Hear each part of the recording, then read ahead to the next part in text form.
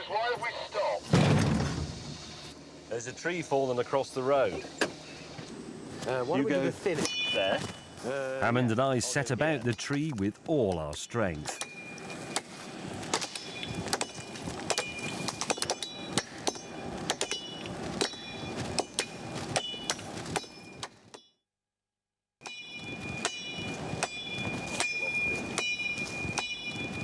These machetes are pretty hopeless.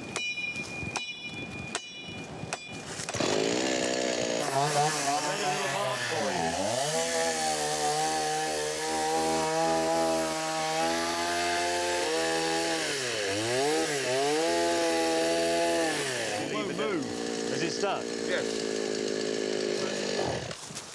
I did that.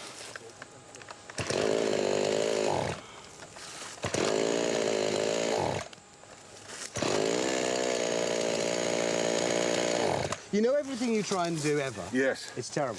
Why am I so utterly useless at literally... Why didn't you just drive through it?